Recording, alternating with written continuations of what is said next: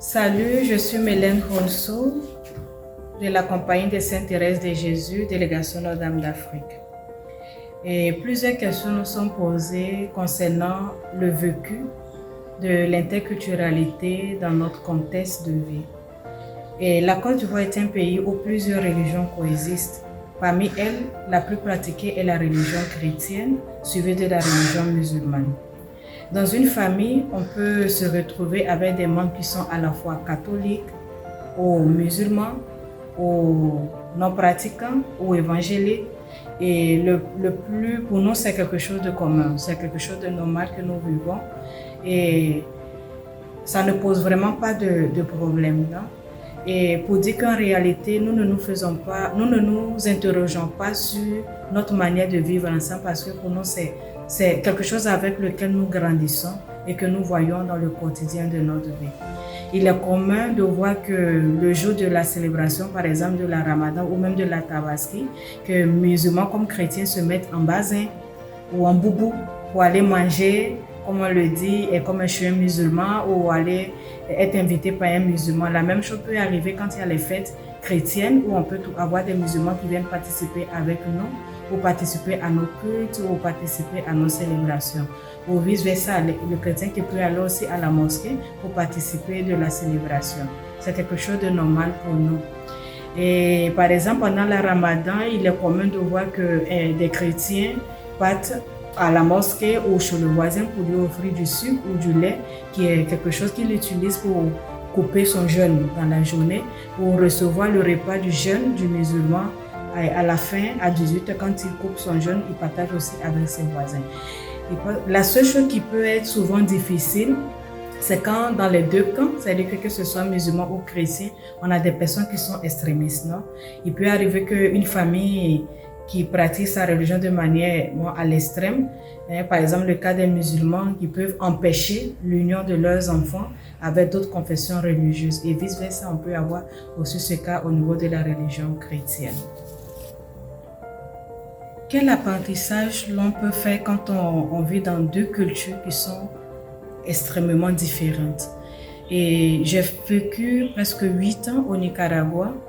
Et moi, en partant de cette culture qui m'a fait, qui est celle de la Côte d'Ivoire, et en me retrouvant avec une culture différente, mais à la fois enrichissante, puisqu'elle m'a apporté beaucoup, me permet de dire qu'aujourd'hui, lorsqu'on vit, à partant de cette expérience que j'ai vécue, que quand on se croise avec deux cultures qui sont différentes, on a l'opportunité d'apprendre à être vraiment humain, d'avoir comme un esprit ouvert, d'être riche de l'intérieur comme de l'extérieur par ce que nous apprenons, d'avoir une cosmovision plus enrichie, plus élargie aux autres réalités et qui deviennent des choses qui nous apportent beaucoup à notre personne.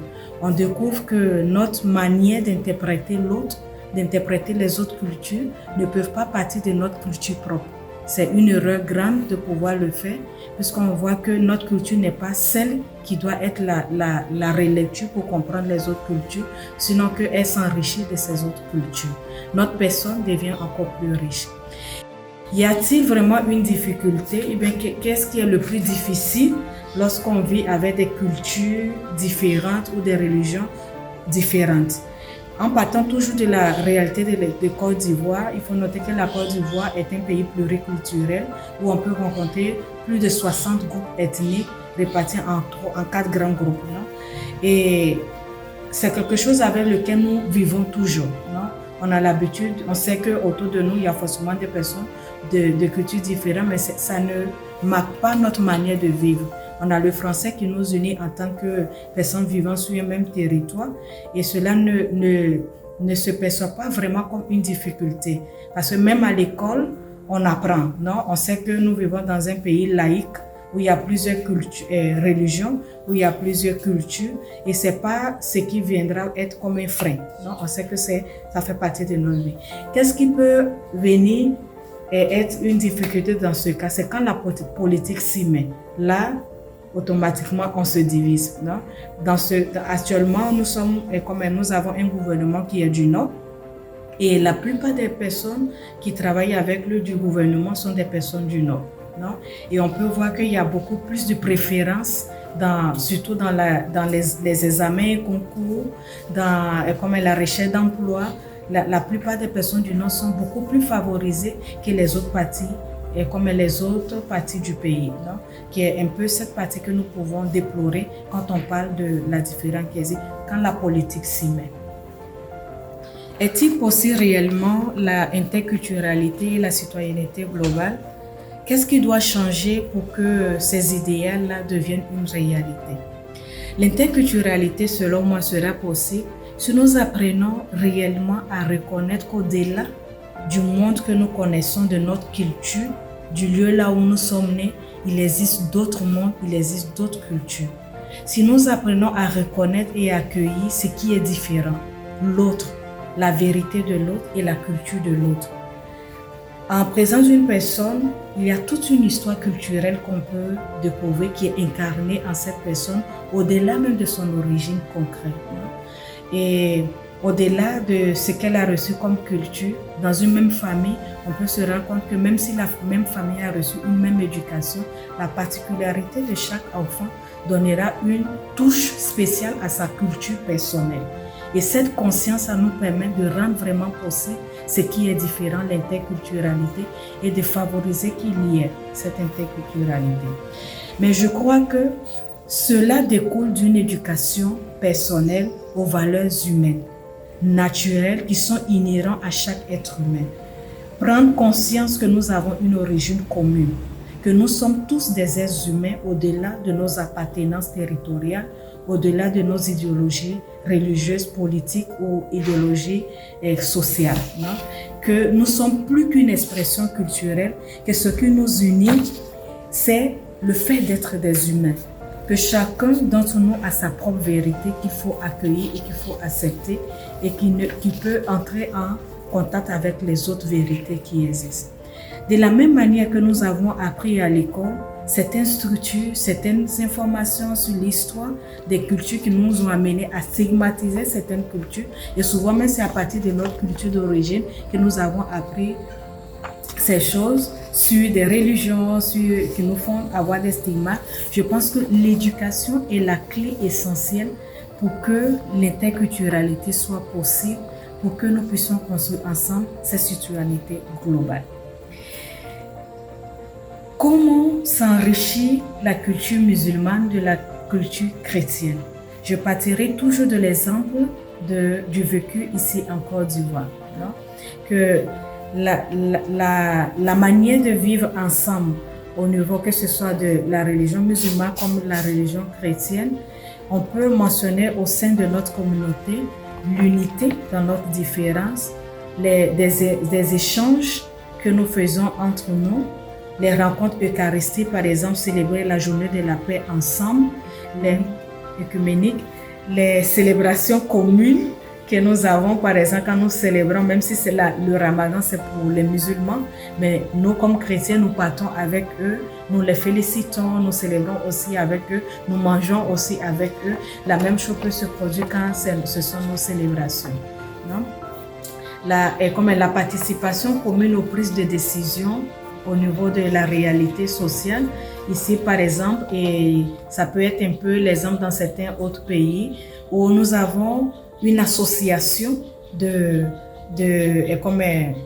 une association de type écuménique où il y a des représentants de différentes confessions religieuses du pays qui s'unissent pour pouvoir donner leur point de vue sur la réalité sociale du pays ou pour la célébration. Il y a un exemple très beau que je peux vous donner qui est en lien avec la célébration quand la Côte d'Ivoire organisait la CAN. On pouvait voir dans les rues des groupes de jeunes ou d'adultes en train de prier ensemble, même étant des confessions religieuses différentes. Un musulman avait son chapelet ou une musulmane avait son chapelet, le catholique avait son chapelet, l'évangélique avait sa Bible, mais ensemble, chacun de son côté priait, et comme faisant une prière pour que les joueurs puissent gagner. Et à la fin, la célébration de la CAN, la prière pour la CAN s'est faite de manière œcuménique où on avait la représentation de l'association œcuménique des confessions religieuses présentes en Côte d'Ivoire, où la chefferie qui est représenté par les différentes zones et chefs de la Côte d'Ivoire. Et je voudrais terminer mon propos avec ce sourate musulman du Coran qui nous parle de comme l'importance du vivre ensemble, de l'unité que nous devons avoir ensemble. Accrochez-vous ensemble à la corde d'Allah et ne vous divisez pas. Sourate 3, 100, verset 103. Les divisions, les divergences, les tiraillements sont des causes de défaite et de disparition pour la communauté, conformément aux propos du transcendant. Obéissez à Allah et son messager et ne vous disputez pas, sinon vous fléchirez et perdrez votre force. Et soyez endurants car Allah est avec les endurants, les persévérants. Sourate 8, 46.